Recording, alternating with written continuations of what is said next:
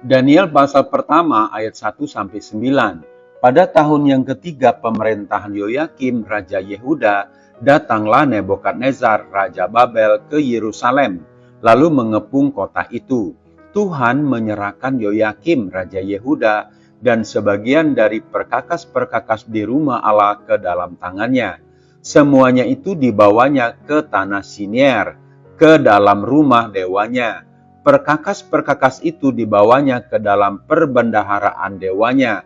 Lalu raja bertitah kepada Aspenas, kepala istananya, untuk membawa beberapa orang Israel yang berasal dari keturunan raja dan dari kaum bangsawan, yakni orang-orang muda yang tidak ada sesuatu celah, yang berperawakan baik, yang memahami berbagai-bagai hikmat, berpengetahuan banyak, dan yang mempunyai pengertian tentang ilmu, yakni orang-orang yang cakap untuk bekerja dalam istana raja, supaya mereka diajarkan tulisan dan bahasa orang Kasdim.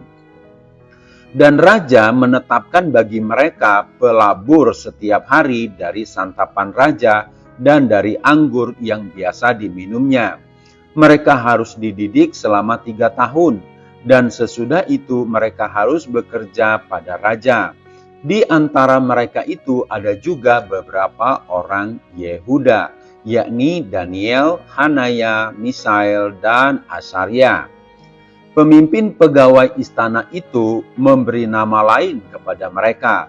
Daniel dinamainya Belsasar, Hanaya dinamainya Sadrak, Misael dinamainya Mesak, dan Asaria dinamainya Abednego. Daniel berketetapan untuk tidak menajiskan dirinya dengan santapan raja dan dengan anggur yang biasa diminum raja.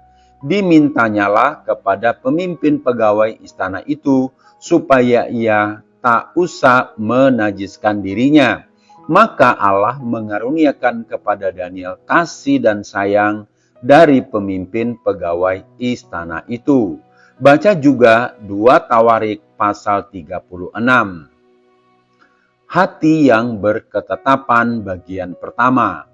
Saudara-saudara, kitab Daniel dapat dibagi menjadi 2 bagian. Yang pertama, historis pasal 1-6 dan propertik pasal 7 sampai pasal 12. Studi tentang kitab ini sering berfokus pada bagian propertik.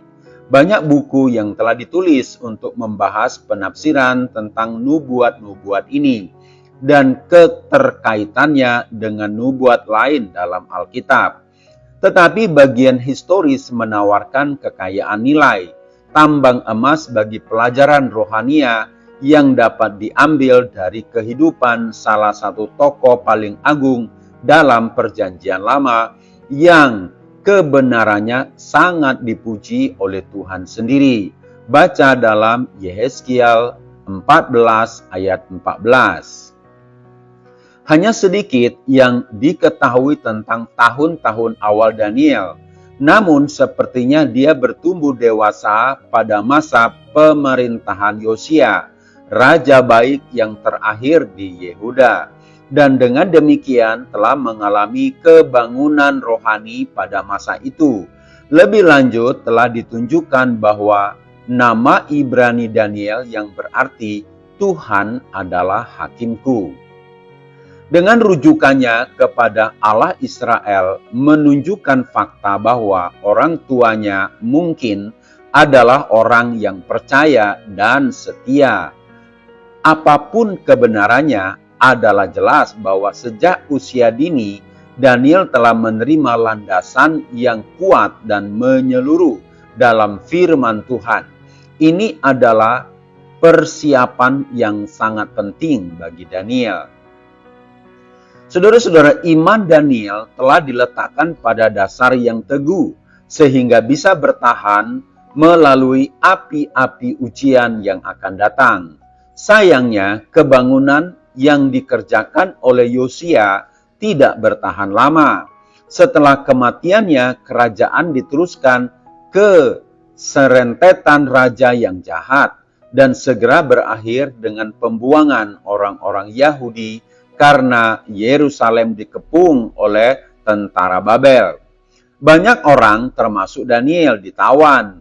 Usia Daniel saat itu kira-kira 12 sampai 18 tahun. Bagi seorang anak laki-laki di masa remajanya, pengalaman itu pasti sangat membingungkan. Dipisahkan dari keluarga dan tanah airnya, dibawa paksa ke tanah orang asing, dan terjun ke dalam budaya asing dari sebuah bangsa yang asing pula.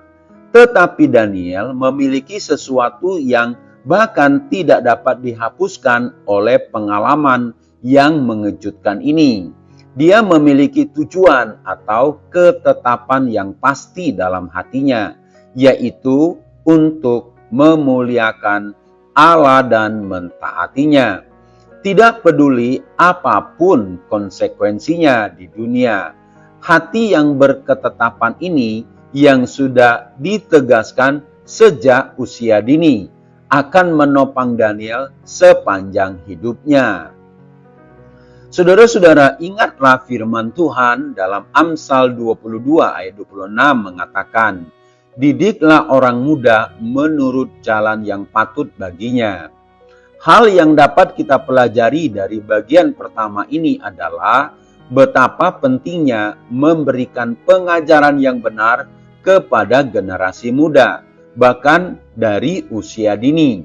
Hal ini merupakan tanggung jawab dan panggilan gereja untuk mendidik anak-anak muda di jalan kebenaran sebagai pondasi yang kokoh untuk mendirikan bangunan yang kuat, yaitu berketetapan hati untuk memuliakan Allah.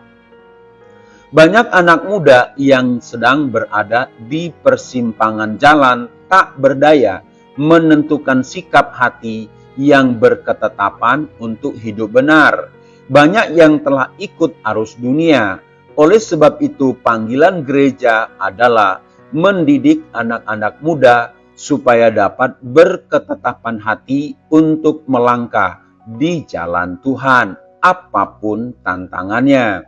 Saudara-saudara, belajarlah firman Tuhan dengan giat, supaya ketetapan hatimu memuliakan Allah. Haor Ministry.